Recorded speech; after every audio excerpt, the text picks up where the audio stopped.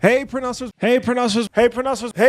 welcome back to another episode of Printables Pronouncers Podcast. I'm your host, Bruce from Printavo. Thank you so much for listening. Thank you guys so much for joining again. And our very special guest, we have got a very special guest. Hey, we're going to keep it rolling again this week.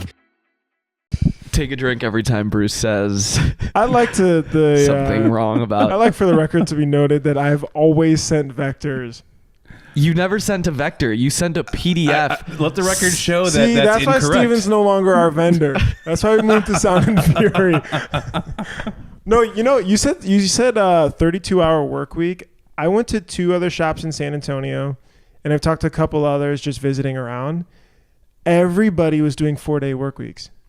Every single shop that I've been. I mean, there's a lot of research behind that, isn't there? That even sometimes saying that doing 4 10-hour days is still better than doing 5 8-hour days, just because having the extra weekend and actually like giving real time to relax means you're going to be working harder for those days. So there's a lot of research behind that I've heard already coming across 4-day work weeks being more beneficial. I've heard it both ways. I've heard it in the production floor that like there's, where are you slow on production? You're slow over like when jobs are setting up and tearing down. Mm-hmm. So with a 10-hour day, you can get a longer work day in, so your presses can just be running without like less breaks, I guess, tentatively, or like you don't have to stop the press in the middle of a job. You can maybe get 1 or 2 more runs in. So taking that 5th day as like a prep day. So I'm saying like, all right, Friday is gonna be like prep day to like get as much done as possible. So like Monday through Thursday, the presses are just stocked and spinning. Right. So if you took 1 day a week, now I don't think there's a 4-day work week for the owner. Right. This was just production. But if you took 1 day a week that was all prep, and I mean getting the screens like in the correct order that they need to be printed, everything, how much faster would those next 4 days go? I bet you'd fly. Oh, absolutely. But a lot of the shops that are hitting that spot are just hiring more bodies to get those tasks done anyways and keep the presses spinning and flying for 5 days a week. But I think they're looking over the fact that people hit burnout, right? Especially in the middle of summer. Like your shop's a little bit different than most, where like you're slowing down for the summer. Most of the shops this time of the year are sweating buckets. We have air conditioning. 120. I know, rub it in. Most shops are 110, 120 in the summer. And it's they're a working, great employee perk, though. It is. I mean, if you can do air conditioning, like little spot chillers at the person's station, worth it.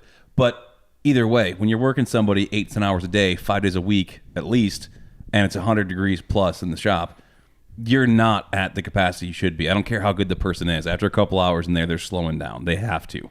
So, especially in the summer, I can see a lot of a change, especially somewhere out in like Texas or out in California, where like the heat index is even higher.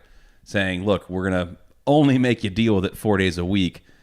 Will you put a little bit more through? I'd be willing to bet they're actually putting more output through. They said there was big things. One was commute time. Mm-hmm. So people that especially live further didn't have to drive in for a 5th day. Yeah.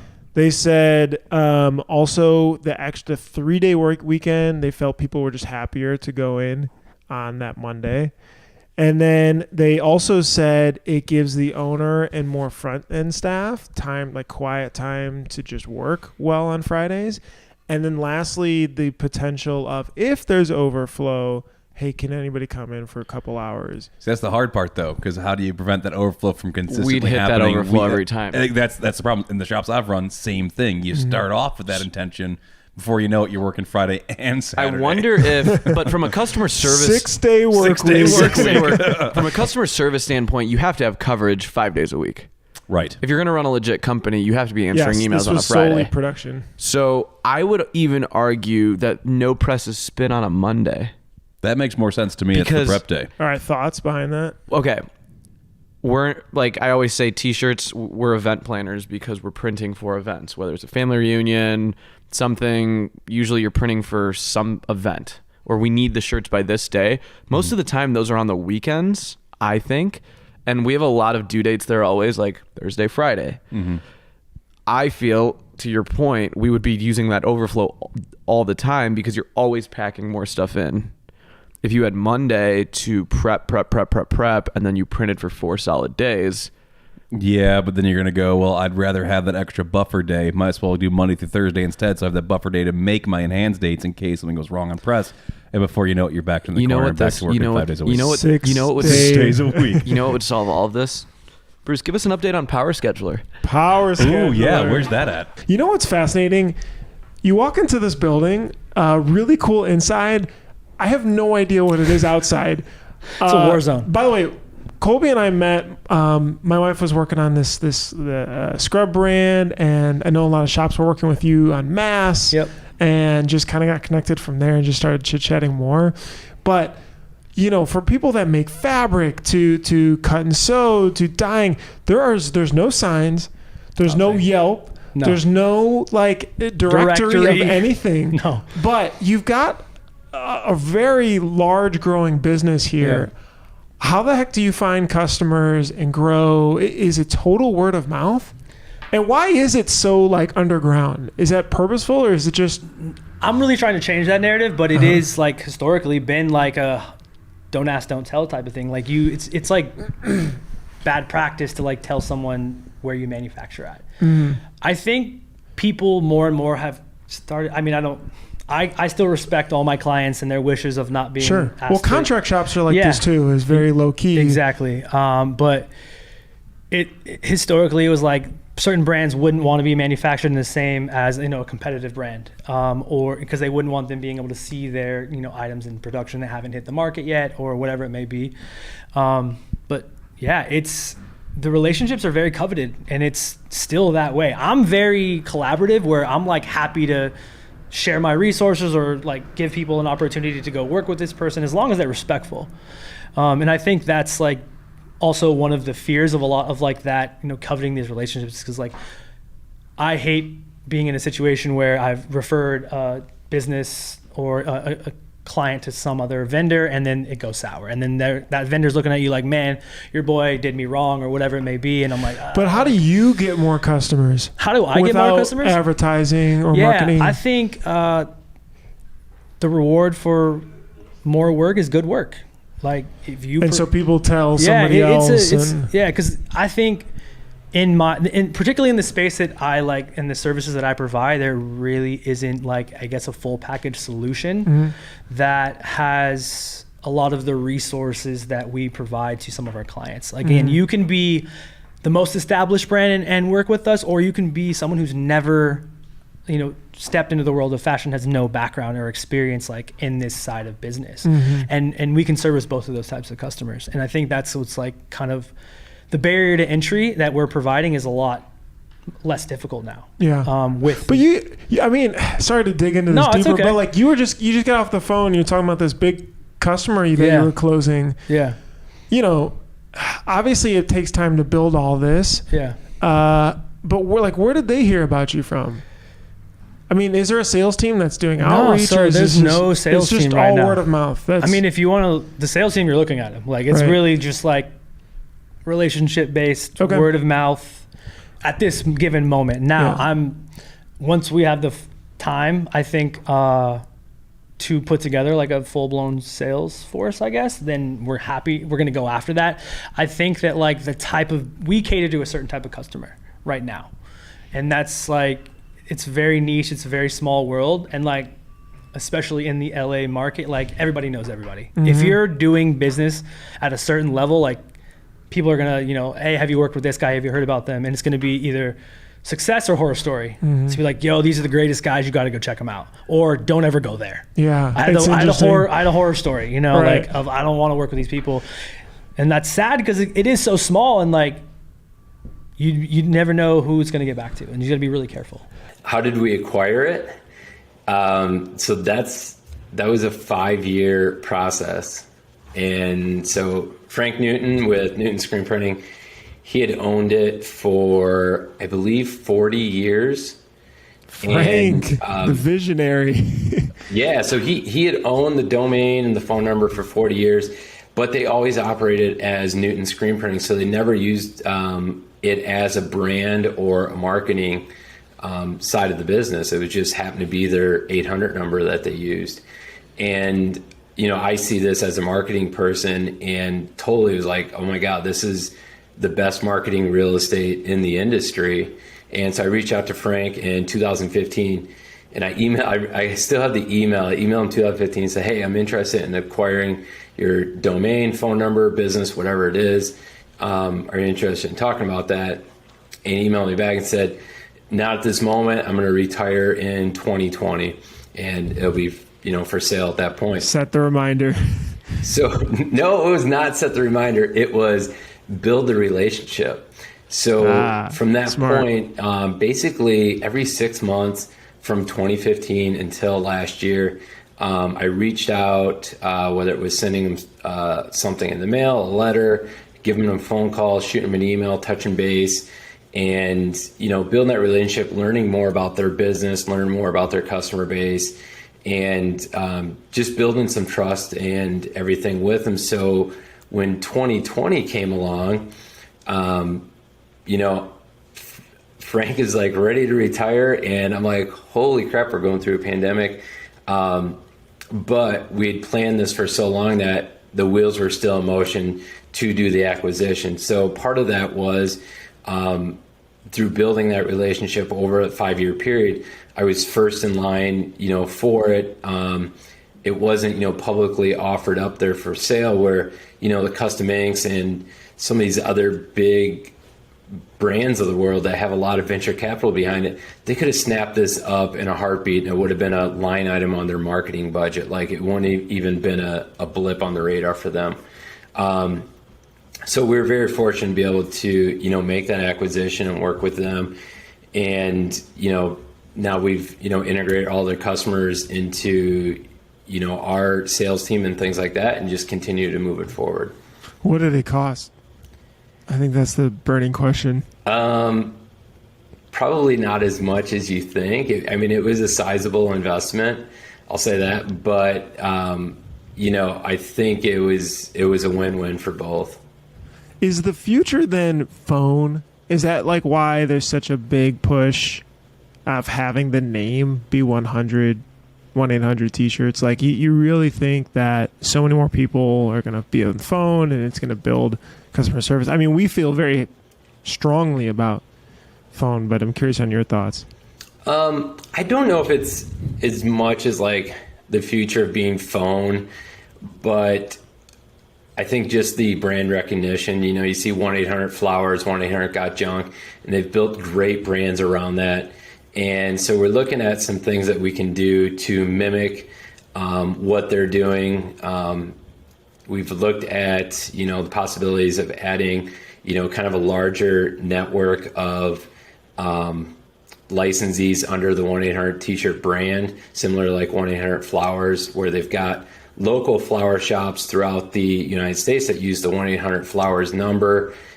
Could we do a similar model with 1-800 T-shirts with partnering with shops throughout the United States to give it a local feel, but then much more on a larger national scale when it comes to marketing and promoting? Awesome. So it sounds like there was a really high amount of sales that you were able to pull right out of the gate, which helped fuel stuff up. But you had to learn fast. Obviously, jumping in and getting such large orders right out of the gate. Did you have to hire people? You said you had one production person. What was that first 6 months like?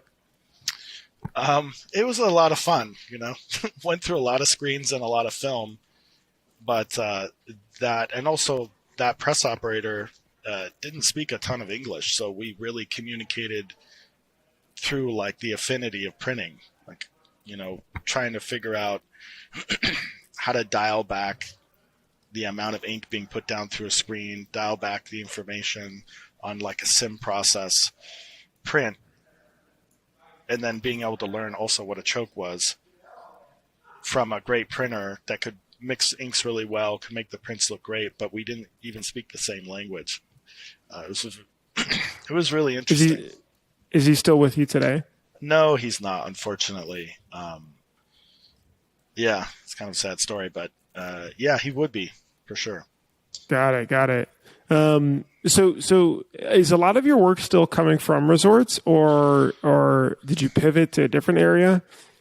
Well, we've really branched over to doing like a streetwear genre that's, streetwear has changed so much over the years, and I haven't even really been a big follower of streetwear, but if you look back in the growth of the company, we were in 1,200 square feet, just doing resorts, able to pretty much keep up. It's a little bit of a struggle sometimes because of space. But there was a point where I think I was just talking at a trade show pretty early on. There's a sales rep from Weimar. And I was talking to him, telling him, hey, we could print your crazy jackets. They have those jackets that can melt real easily, and they're double lined, and they're really difficult to print. But anyways, he gave me a referral to a clothing brand on Melrose, and they needed something really crazy. Like, hey, we need 400 T-shirts with 3 placements, a neck label, and a sewn-on label, and we need it shipped to Vietnam tomorrow. And of course I said, yeah, sure. And we got it done. And then they referred me to a few other guys that were just, I remember this one company we started working with, his first orders were 36 pieces. And then he turned out to where he's a $10 million company now, and that was 2016. And he has somewhere like 50 employees. And I remember he was just heat pressing in his at his house. And we started doing some prints for him. Wow, this is a retail brand. Yeah, it's a retail brand, and they're in, all the big box stores, and so that was working with them was actually a big learning experience for us over the last 5 years, because he grew so quickly that they are pushing us to really make our processes, fine tune our processes. And it's still a learning experience, but. How would you have interviewed this person better for that role before? I don't think I definitely interviewed them. I think I just talked at them and made them think this is I'll be good at this. Got it.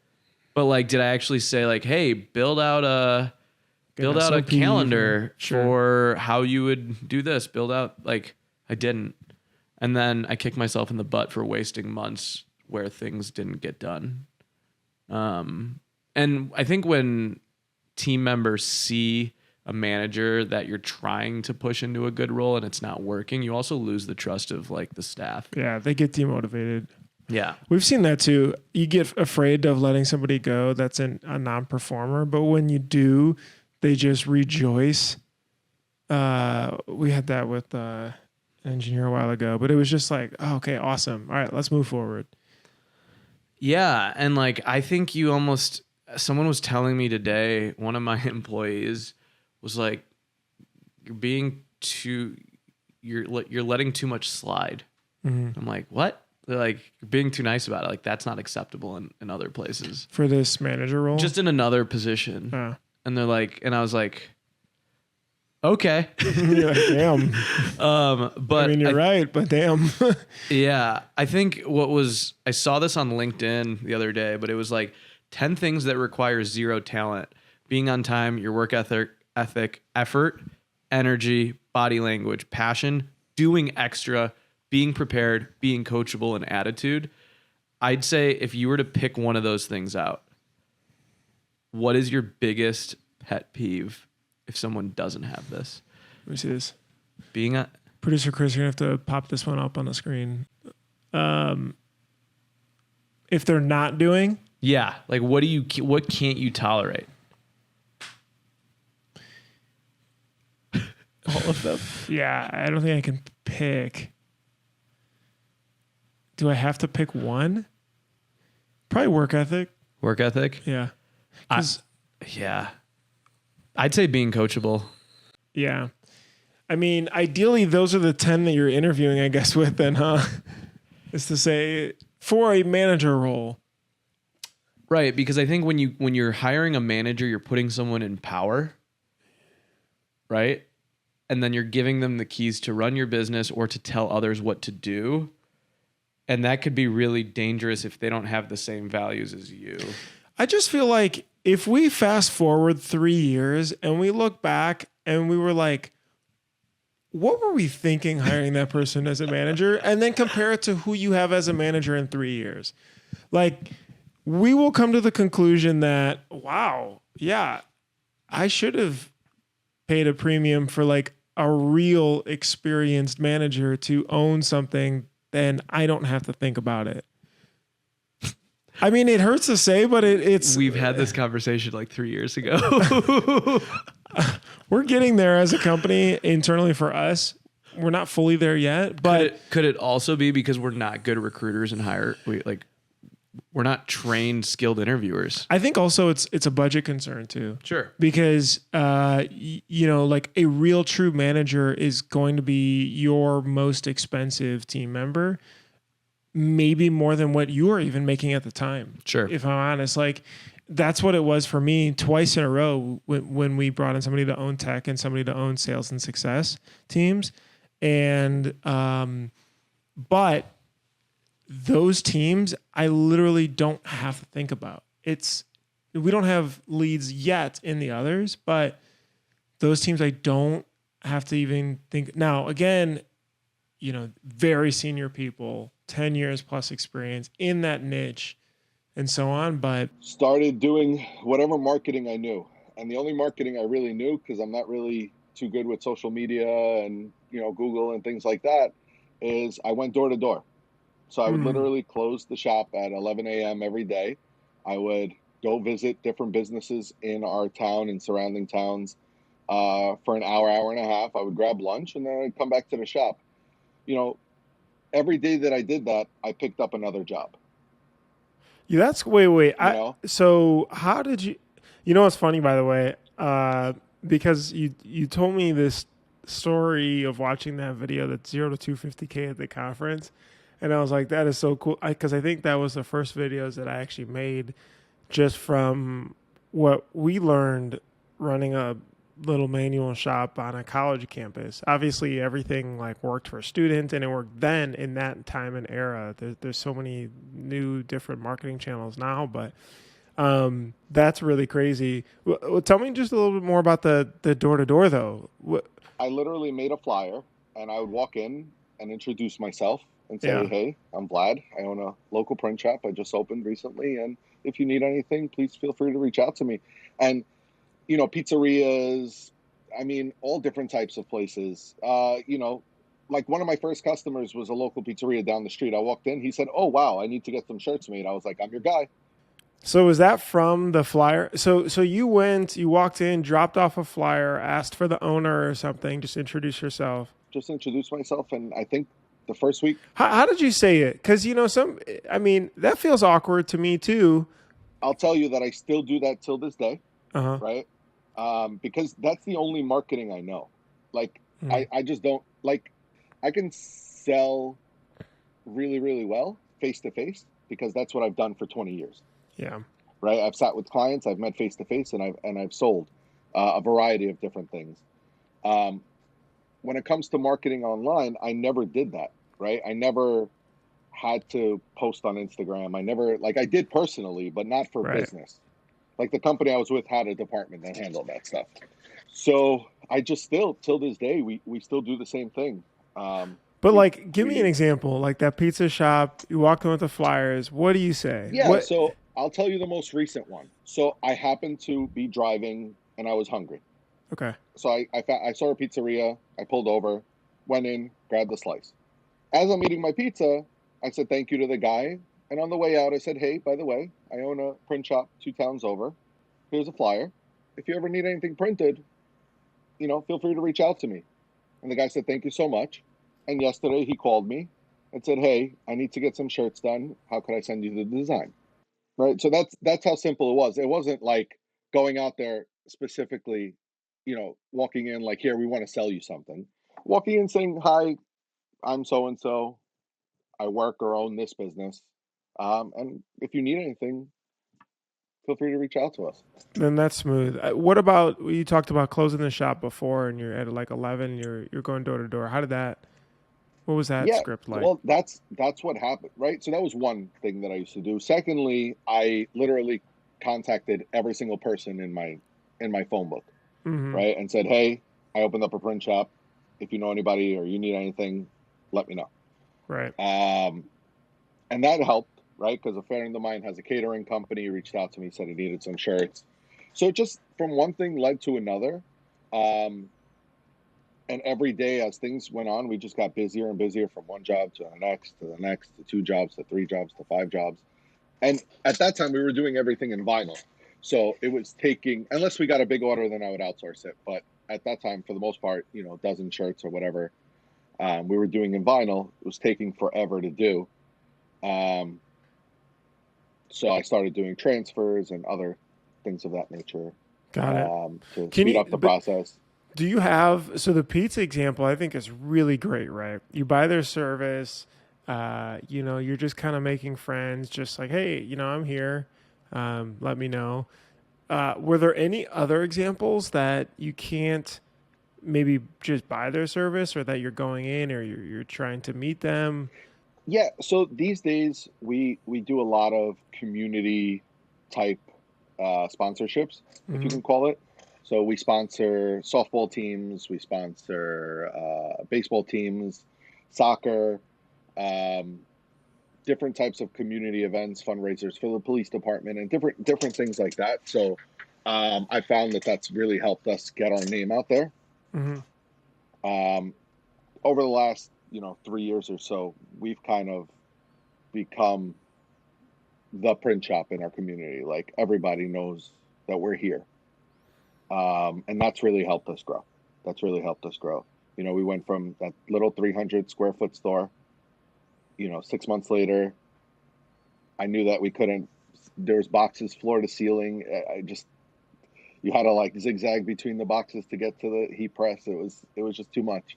So I took a 1,500 square foot store and figured that would obviously give me room to grow. Well, a year later, I outgrew the 1,500 square foot store and now took another 2,700. Got it. That's awesome. Congratulations. And how long ago did you start? So we started August, but August I just kind of took the lease and opened the corporation. I didn't really of last get year? going till like September of 2019. 2019. Okay. Of 2019. January, I took the lease of this store, and then did a construction and whatever, got it ready. February we opened up. Mid-February, I guess we started working from here, and then March 15th the world shut down. A lot of people are listening and saying, "What? Why do you have someone who runs a bakery on our like Decorated Pearl podcast?" I think so. I was touring, for people that are listening, Brett Bowden's shop in Printed Threads in Texas, and he was just talking about how similar shops are to, and shop owners are to, the lives of restaurant owners, and the dealing with people and management and getting things out and customizations and orders and tracking, scheduling, and all this stuff.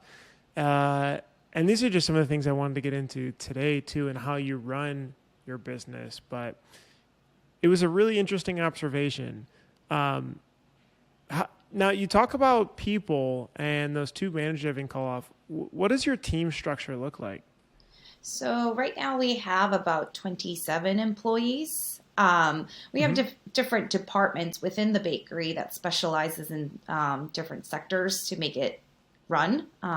There's the office team where we have an operations manager, myself, and a sales manager. And then there's a pastry kitchen that has a pastry chef as well as pastry sous chef. And then we have the bread kitchen that has the head bread baker as well as her sous chef. And then we have the dishwashing team, and then the logistics team, which is in charge of all the packaging as well as delivering. How many delivers do you make every morning? Depends on the day. I would say on the weekends it's quite large because of different accounts having brunches and more orders. But I would say anywhere from 30 to 40 is normal. Wait, so somebody has to go to 30 to 40, or there's different vans, or yeah, we like, how have does that 3 work in the morning? vehicles. So and they all have to be done by opening for them, right? Or is it of course like an 8 a.m., 9 a.m. thing? No, cafe accounts start at 6 a.m. So we have overnight bakers who end their shift at 10:30. And we also have the first one in, which is an AM baker 3 a.m. bakers who start at 3 a.m. in the morning, and our drivers start at 4 a.m. to start delivering some of those products. Oh, wow. How do you manage that shift? Is there a manager there on staff too for problems that arise? Yes. So usually there is a 3 a.m. Manager who's in charge of the actual production. So we'll have a bread sous chef or someone along those lines within that time. And then the 4 a.m. person is the logistics manager. And she's in charge of dispatching all the cars, packing all of the breads and pastries to make sure that they go out with our more line employees who are drivers and packers. So when you were scaling to that point, obviously when you started, was it just you and doing everything, or how did you get to the point where because it sounds like you've got a good amount of hierarchy here to help take things off, unless there's COVID scares, but yes. How did you get to that point? So when I first started, we didn't even have retail at all. It was all just starting with wholesale. And when you start with 2 or 3 accounts, there's no budget to actually hire a manager or even a driver. So I am literally in the kitchen making things and then waking up or staying up all night and delivering it the next morning, which is kind of crazy. We've come a long way within the 4 years that we've stayed open. So were you working nights then, basically, to get everything ready for the morning deliveries? I was working about 16 hours a day, every day. For day and nights. Yeah, day and nights, all day. And depending on, the needs of the bakery, it was really a hard grind. Definitely coming from, working in every position to now more of an overseeing position where I'm in charge of looking to the future of the bakery rather than doing the operational day-to-day things, unless it's needed, like on that day that I needed to cancel. Alabama Authentic City Print, LLC. His name's Antoine, and he really wants to grow his business, but he's stuck with growing clientele and pricing correctly. I know this is a can of worms, but those are two different things, growing clientele and pricing. Let's just start real quick, 2 minutes on helping a small shop with pricing. Oof. I mean, I'll be the first one to bite on that one. So a small shop to do pricing is a hard one. It also depends how long you've been in business, right? In a perfect world, you can take a previous year's capture and take a look at what your throughput was, so how many garments you decorated against your entire overhead, and you can start to figure out how much it actually costs you to decorate it good, and then you can figure out what kind of margin on top of that you want to have for what kind of growth strategy you're looking for, right? Last year's data, kind of garbage, right? 2020 was a crapshoot, unfortunately, for almost every shop out there. So you can't really use a capture from 2020 to 2019. But if you're a newer shop that started in 2019, you don't even have a full year. So the one thing that I really hate for people to do, but it kind of ends up being what most people do, right, is kind of go find the median of all the shops around you and kind of start at that spot. Now, that's dangerous because you don't know their overhead, you don't know any of that data, but if you got nowhere else to start, you can kind of start there. Just make sure that you are checking it monthly, quarterly, and that you're not putting out like a full year price list. If you're going to put a price out, first of all, if you're going to put it out to the public, make sure it's notated like spring 2021. That way, if you have to change it, you've got till summer to change it, and people aren't going to be like, oh, I got a 2021 price list right here. I would say if you're starting off, maybe try to even avoid putting out a public price list and kind of just work with it and analyze weekly, monthly, what your overhead versus what your your revenue looks like. We also have an awesome spreadsheet that we put together here. Luke put it together that can kind of help you figure out all your overhead costs against what it actually should be for your charges, for different amounts of colors, different shirts, all that. So I would say start there and then just slowly kind of work up toward it. And remember, it's going to be a moving target. You're going to have to go, oop, crap, we didn't make enough money. We got to raise our prices and start going up. If you look at big business, right? I spent 6 years selling screen printing equipment. The manufacturer who I sold they would usually do 2 price increases a year, anywhere from 3 to 5%. So anywhere from 6 to 10% increased yearly, right? And that didn't stop, it kept going. So inflation happens, the world continues to charge more, you can as well. If you haven't upped your prices in a while, it's time to do it, especially on the backside of COVID. We've all got to kind of make up for a dead year. So it's not necessarily the perfect answer, but it's a working progress that you have to start putting eyes on and just start analyzing and growing as you go. If anybody remembers, I want you to comment down below Mint Teas. Back on Mint Teas Day, or maybe you were on MT's forums. There was really 2 T-shirt forums that were pretty popular for a design. And this is kind of when, what was that thread something? They were based in Chicago, and people would vote on design. Threadless, yes, that was around those days, the heyday there. Minties, what happened? How did it go? Okay, and then I saw you guys close last year. This year. Big Cartel, the e-commerce platform. Those guys had made MTs.com.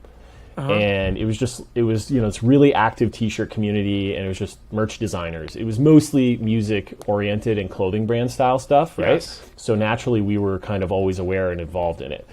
They eventually, not too long after it was like very popular, I think they realized it was not really easy to monetize and it wasn't really their primary focus.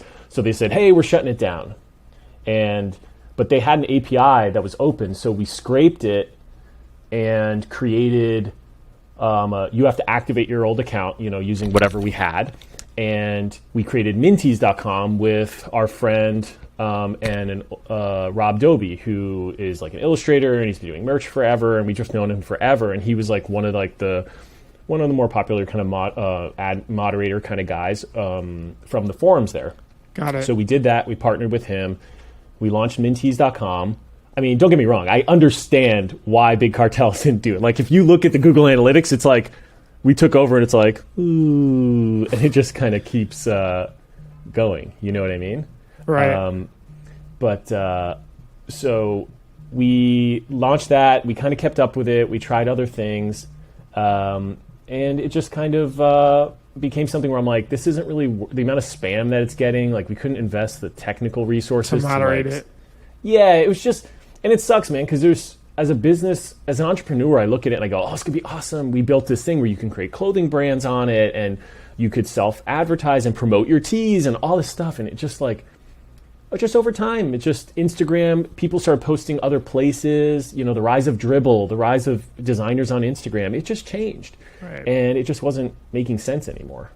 Got it. But yeah, we did just like a few months ago, finally, put up the tombstone online for it, It's just, I think that's why this is a special episode for me personally, because when I was starting, our little clothing brand in college, it was all like skateboarding related and everything, and streetwear focus, and there's always so many ideas on Minties and Empties, and those are the sites like Dribbble, you constantly be checking for influence. Yeah. So I think that is one of the most undervalued roles. For sure. Somebody to help you out, to give you more time. We just worked on this video that we'll link down below around time buyback principle, where a lot of times we're hiring for capacity, just to like more throughput, do more stuff. But you get to a point like you were talking about where I'm the hub of all these spokes coming in, and the admin or assistant or VA, whatever you want to call it,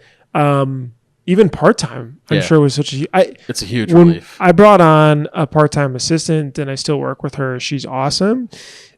She's out in Washington. We've actually never met. We've talked a ton, of course, over Zoom and Slack and all that, but gosh, the amount of tasks that you just try to just do. Right. And just like, I'll just do it. I'll answer this email. I'll do this. And it's just like, it's painful, I think, when you really think about the stuff that you could be doing or should be doing. For sure. And you think about like as business owners, like we never turn it off. So to me, answering an email at 2 a.m. is not that big of a deal. Right. But to your surrounding people, like my wife has been I've been a workaholic since we met, and she knows that I'm going to work even on vacation. But when you start like maturing as a person and even as a business owner, you're like, you know what? Like maybe I'm just not going to answer this. Like I don't have to Gary V everything. Like I don't I'm not going to answer this email at 2 a.m, and I'll let the person that's supposed to handle it tomorrow morning handle it tomorrow morning, and we'll just we can talk. So here's what I find interesting about this. There is an interesting aspect and competitive advantage to just speed. Yeah. I really believe speed adds it. And as a business owner, you give that because A, you can do that. You're very motivated. You own the business. You can respond right away and you'll do it. And B, I think customers really appreciate working with any business. It could be a one-person business, but if it says owner or CEO or something in the email signature, or you see it on a name tag or something, it makes them feel special. For sure. It is really hard though to scale that without either burning out or just getting, being over it. Yeah. Did you feel that? Is that one push that happened, or was it more of the capacity aspect? It was more the capacity aspect. Like I mean, this is farm country where we're at. So like working 12, 14 hours a day is like, it's Tuesday. You don't even think about it. I passed by some of the Amish carriages I'm on the sure way. you did. So I have some deep Mennonite roots in the area. So the work ethic that you get from being like in that atmosphere is incredible. Like my grandpa worked all the time. My dad worked really hard all of his life. So to me, 12, 14-hour days, like, whatever. But it starts to be a capacity thing. And it starts to be a thing, like I was talking about, where the people around you, like the relationships start to, like, I need to be able to be friends with somebody just to be friends with them. Like, not to, cultivate our business relationship. It's like, I just need to be able to hang out with somebody and shoot the shit kind of thing. What were the roles that she took on off your plate? So, new customers, like when you Just like fill out a contact form. Yeah, when you fill out the contact form on our website, so she responds to those right away. And then also answering emails from customers that we've already dealt with before. She does ordering, and then putting a fair amount of stuff in Printavo. Not to kiss your rear end, but but yeah, we use your software, so yeah, I mean, she puts stuff in and make sure it's all lined up. So got it. And then the other guy, Rich, does all the artwork like in house, so he lays everything out. So it looks good, like in Printavo, and then we sometimes there's detailed instructions that, that he knows. I mean, they work together very closely, so they're kind of putting stuff in together. Got it. And he's doing the separations and that kind of thing, which is radically changed. Because I was doing all the separations, which I'm a C+ student at this point. Like the other problem with doing everything is you're a C+ student at everything. True. Instead of being an A student at True. what you're really good at. So you're doing everything at this C+ level, and then stuff falls through the cracks when that happens. And there's been the last year and a half, it's been incredible because all the stuff that and you see stuff fall through the cracks, but there's sometimes just only so many hours in a day. But now, like, hardly anything. Like, sometimes stuff falls through the cracks, but somebody's going to find it. Got it. So you are just over capacity. For sure. Are you fair? Yeah, no, this is where, like, this training that you talk about, Tyler, like, how well, if a new printer is coming in or a new employee, how well documented is the training process? Do you have it sounds like, do you have everything dialed out where they can watch videos and learn, or is it a lot of like they have a buddy system? How do you if I were an employee there and it was my first day, what would that experience look like? So the first day, I've got this 10-page manual for the print shop, and it covers everything because we are different than most shops. So I don't have like a screen tech that all they're doing is working in the dark room and prepping screens.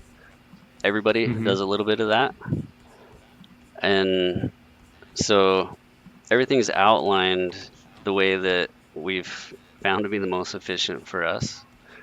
And like, hey, refer to this thing and you'll see what I'm trying to highlight at each press. Like, hey, this is the most common thing that comes up. Here's how to fix that. So it's just a bunch of little tips that anybody can get started with. And then the rest of that is just continual spot checks. See, hey, are you feeling comfortable, or is this not working out? And trying to work through them that way. And then, every month you're following up to see how they are. What do you do, Steven? What do I need to do? Okay, what do you do today, and then what do you feel like is your ideal then for? You've got a new press operator starting. Now what? We have a really good onboarding system for everything except production. That's definitely a weak point of ours. Everyone starts at the end of the dryer. And that's very much if you're going to start here, you're going to work at the end of the dryer. And then it's kind of like the weed out. The guys that last at the end of the dryer and that they're doing well, we'll move them over to unloading and tearing down jobs. And then if they're good, they'll start actually, printing. But we don't have a good program dialed out, like an apprenticeship. That 10-page manual we don't have. Let me ask you this, Tyler. With that 10-page manual, are you constantly does everyone know it like the back of their hand? Because you can give it to someone once, but is it well published in the shop? Is it very accessible? How do you, because that standardization is so important in shops. How do you continue to educate, not just one-time thing? So that's the fun part. The first few days, you'll see a new guy, and you'll see it on the floor with them, and they'll be looking at it at break or whatever. And then over time, you kind of see it less and less till you don't see it at all. So this is going to sound dumb probably, but one of my operators that he's been working for over a year, he was peeling the shirts off for somebody else. And I put in there, please put it on the belt so that you can see the seams, so the guy catching it isn't struggling with this wad of shirt, right? And when I went down there, I was like, dude, I wrote that out. It was in bold. So do you remember looking at that? He's like, oh, no, I don't. So the time that I spent on the floor, that's what I'm looking for. If I've written it down specifically, I'm like, maybe you should go and read that over tonight. That they are supposed to read it, they take it home or whatever, or you go over it in person with them. Because I feel like handing somebody these 10 pages, be like, here, Yeah. No, that's horrible. When it's like, hey, check it out. Here's your manual. We'll see you later. No, so because like I said, there's a few key things in there, and that's what I'll hit and say, there's actually a lot in here that will help you out and avoid a lot of these hiccups that I ran into, and that's why I put this thing together. So one of the things is, Tyler, obviously veteran owned. A lot of you are veterans.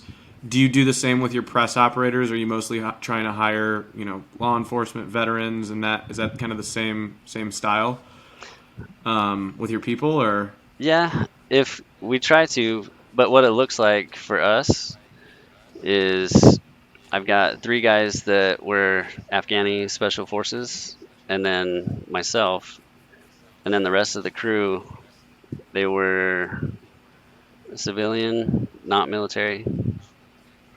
Mm-hmm. So anymore, if I try to get really picky and I'm like, no, wait for a veteran, I'm not going to get anybody hired.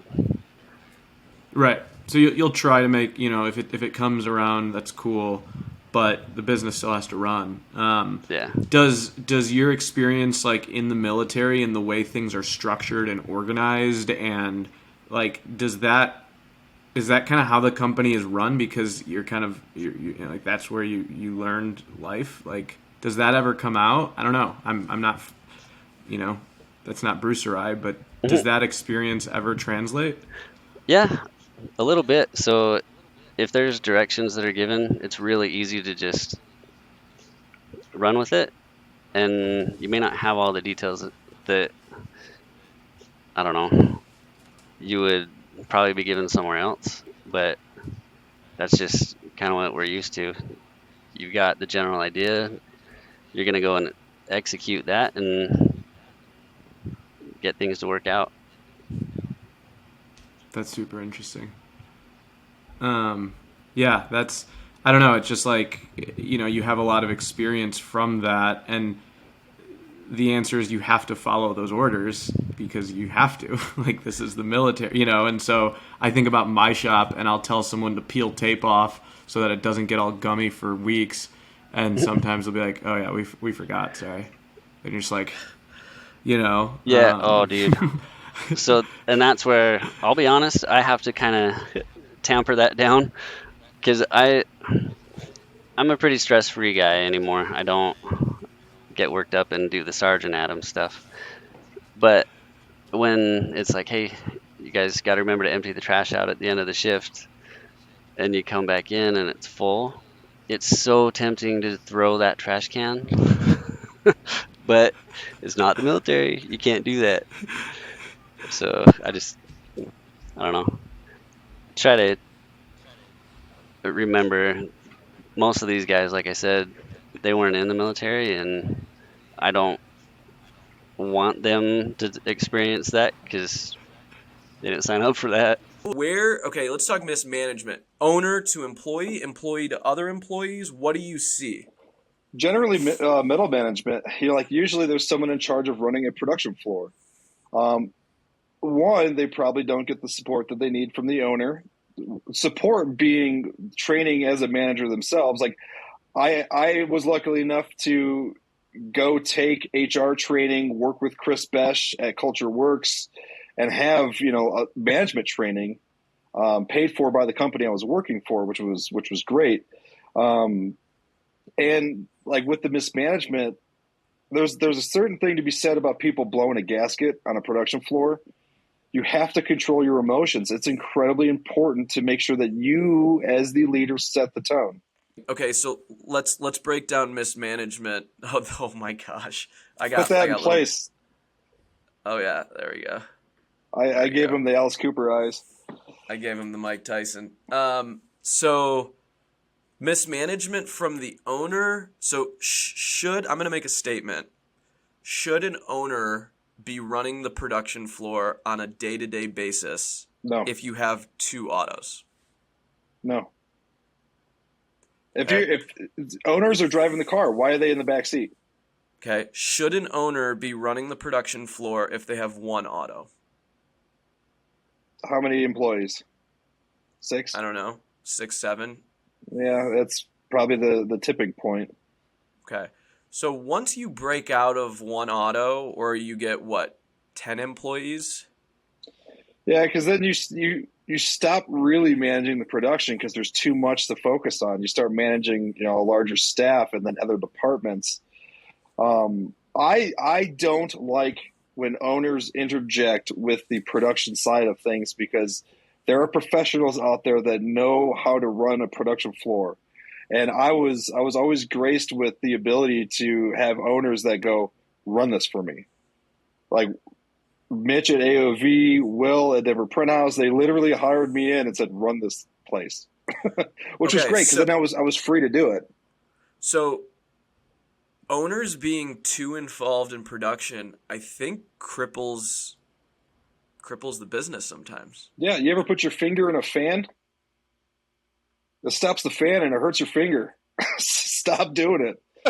But Ryan, a real production manager might cost $50, $60, $70, $80, $90, $100,000. We can't afford that. Now what? If you're bringing in someone of that pay grade and that salary, the efficiency of your floors should justify that payroll. For sure. Or that salary. And should they be a print expert? Not necessarily. I mean, especially now with the autos, you want to have some basic skills for sure. You don't have to dial in your EOM and understand the whole nuance of exposures. And I don't think you need to be super deep, but you have to be really good at time management. That's super crucial. You have to understand that I like to think that it's a 50-50 game. There's half of it's people, half of it's print.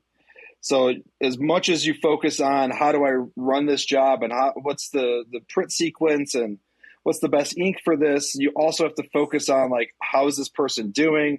Are they paid enough? Have I challenged them enough? Do they know enough? Do they have access to the resources they need to become a better employee? Am I training them properly? Am I good at management? You know, like it's split. And I think everyone focuses on the print side of it. And then they freak out when the staff's a disaster. It's got to be equal. It's got to be half and half. Interesting. So if you were interviewing a production manager, what are the top 3 skills you're looking for? I want to see their personality and mannerisms. So that's one. You know, I want to analyze them as a human. I want to see their communication skills back and forth, and then what their skill set is and what the previous experiences are. One, have you managed a shop before? Are we going to be the guinea pigs? You know, I did a couple exercises with some operators where I took them off the press and I had them kind of run the floor. I took my lead production artist at Denver Print House and had him run the floor for a couple days. And when I left, he took over. Like I always train replacements for a reason. It's not for it's not an exit strategy, but I always like to train up every chance that I get. And he was able to pull it off. Like he knew it. He did it. He's a printer for sure, but like, you know.